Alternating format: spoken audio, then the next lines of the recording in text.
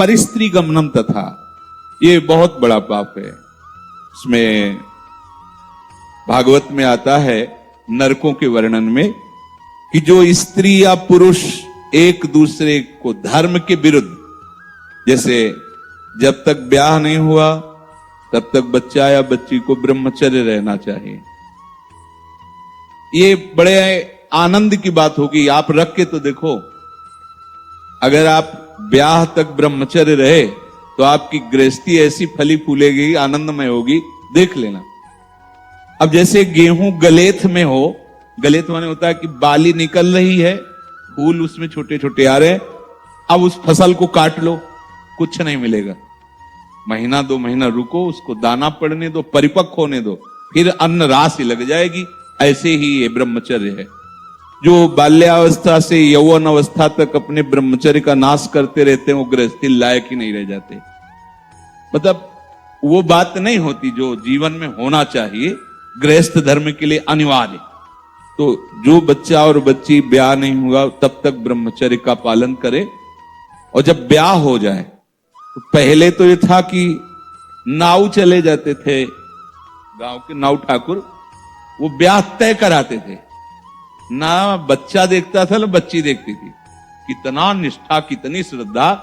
पानी ग्रहण के समय भले वो देख ले कि फोटो वाला जमाना ही नहीं था, कभी किसी को जाना हो तो अपने लोगों में यहां शहर जाकर के वो पर्दा वर्दा लगाए होते थे, बैठ जाओ, वो जैसे कहीं जरूरत पड़ी उस समय। ऐसे मोबाइल ही नहीं था पहले की बात। कितनी श्रद्धा विश्वास, कैसा है रंग, गोरा काला, स्वभाव, कोई मतलब नहीं। माता पिता या कोई तय करे आयो, जब पाणी ग्रहण हुआ उसी समय स्वीकार कर लिया कि आजीवन निर्वाह करना, चाहे जैसे स्वभाव वाला हो, चाहे बड़ी पवित्रता गृहस्थी में देखी गई, बड़ी पवित्रता, बड़ा जीवन। तो यहां तक मर्यादा। लोग इसका मजाक उड़ाते हैं, मजाक तो तुम्हारा उड़ रहा है, देखो ना, देखो ना, मजाक उड़ रहा है तुम्हारा। तुम्हारी क्या स्थिति है, क्या स्थिति है, अपने आप देखो तो आप खुद अपना मजाक करने लगोगे कि हमने अपना जीवन मजाक बना दिया। धर्म में सामर्थ्य होती है, धर्म में बहुत बड़ी ताकत होती है। ये जो बच्चे खिलवाड़ करते हैं या जो लोग खिलवाड़ करते हैं जानते नहीं। उसमें लिखा है कि जो स्त्री शरीर पर पुरुष से ऐसा कुछ संबंध करती है तो लोहे की तपती हुई पुरुष शरीर या स्त्री शरीर जो परस्पर ऐसा, उसमें कल्पों तक मरना है नहीं। कितना दाह होगा।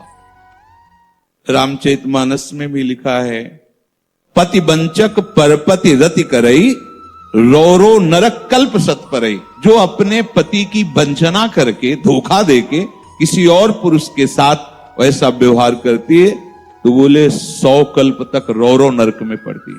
ये शास्त्र झूठे नहीं, 100 कल्प तक रो।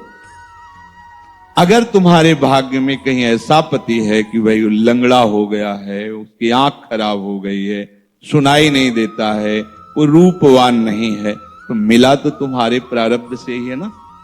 तो अंध बधिर क्रोधी अति दीना, ऐसे पति करके अपमाना, नारी पाव जमपुर दुख नाना। मान लो रूपवान नहीं है, अंधा बहरा कैसा भी है, भगवान की विधान से वैसा, उसे भगवान मान करके मानो, आराधना पद्धति से चलो।